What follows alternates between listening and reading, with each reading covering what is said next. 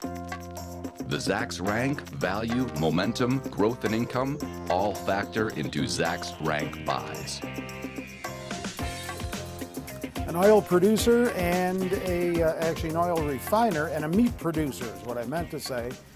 An unlikely combination no matter which way you put it. They're on a couple of companies, one from each category, on the value radar this time around. Tracey Ryniec, our value stock strategist, going to tell us more. So there's really no rhyme or reason when you uncover these value stocks. No, just looking for value. All right, so Western Refining, independent refining marketing company of oil, correct? Right. People might be surprised to know that this is a Zacks #1 rank because it's in the energy area, and everybody assumes, oh, the energy is bad. They're all 4s and 5s that story's because of not good. Yeah. right, because of oil coming down. But that's why you have to you have to separate out who is in the energy sector, and the refining segment of energy is not doing poorly right now. In fact, it's doing quite well. Most of the refiners beat last quarter, and that's because the refineries go off of a thing called the crack spread. And that's the difference between what the wholesale price of the crude is and what they crack out the products. So it could be gasoline they're cracking out, specialty chemicals out of the crude, or asphalt, things like that. Other products come out of that. And if that spread is still solid, then they make a lot of money and their earnings go up. So, and right now the crack spread is good. Additionally, on top of that, you have the thing called the Brent WTI differential, and that's where the price of Brent and the WTI, the differences between them, a lot of the U.S. refineries will do better when there's a big differential between that. And right now it's been fluctuating, but it's back to a sizable differential between those two. So both these things are helping Western Refining. They're in El Paso, Texas. They have the Southwest region. They have a couple refineries down there, but they also operate retail service stations and convenience stores, but that's a smaller end of their business. But I'm thinking that the convenience store part of it is also doing well because the price of gasoline has gone down, and you're going to go in and buy your soda and your bag of chips because you have some more money in your pocket. So both those things are combining to do real well for Western. They had a good quarter, like I said, last quarter, and you can see these estimates really starting to rise here for this year.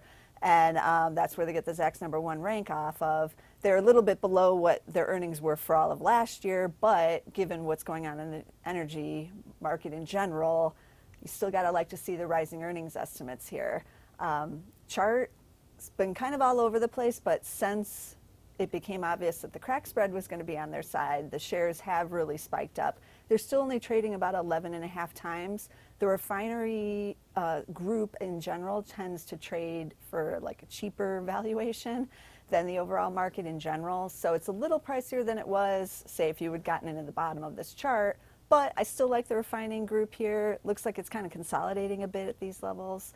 But still, compared to the overall market, this is an interesting play. And it also pays a dividend of 2.6%. So you get a little bit of extra money in there. So overall, a good example of when you're talking about energy companies, taking them on a case-by-case basis. That's right. You can't lump them all in the same group because there are some that will benefit from certain market conditions, and the refineries are one of those. Okay. Then we have Tyson Foods. Now, they're the meat producer. That's one right. of the largest when it comes to chicken, beef, and pork, right? That's right. Yeah. And last year, they added on to their prepared food segment by buying Hillshire Farms. So now they own, the Hillshire brand. They also do Ballpark Franks. They have a whole bunch of, more of the sausages and things that you and I both know, especially here in the Midwest. Right.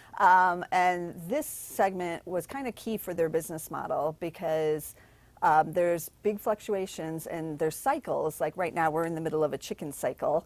We're kind of at the top of that cycle. Usually those last for about a year or so. This one's lasted almost 2 years, and that's where the demand just outstrips the supply, and then the price of chicken goes up. How's this company, maybe you've never come across this in your analysis, but if you have, it'd be interesting for you to note for us how they are dealing with this whole antibiotic-free movement as far as chicken goes. Right. There is, now that has also just in the last couple of years come on the horizon, but we just heard an announcement from McDonald's that they are going to go totally antibiotic free in their chicken.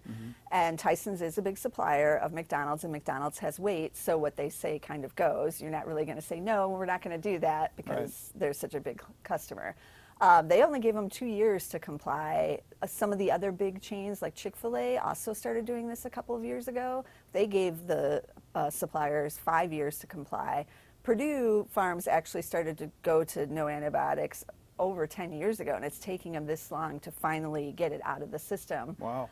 Because you can imagine, you know, obviously the chickens are born and all this stuff happens, but you have to wait until, you know, everybody's out of your processing. Supply, out of the chain. Yeah, so this is coming down the pike, and the suppliers will have to probably cover a lot of the costs of doing this, but this was already in the air. This was, I mean, obviously Chick-fil-A started a couple of years ago.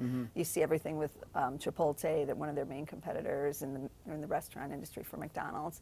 Also going to, you know, antibiotic-free and all natural and all of that. So it can't come as a surprise for anyone. It might add on some costs down the road to Tyson. Sure. But it's something, you know, we're going to have to watch and kind of see what develops. But for right now, you see the estimates are starting to trickle up here, which is why we got the Zacks #1 rank. It's not, you know, huge gains, but every year they're growing the business at, you know, double digits. Hillshire Farms adds a big part of that.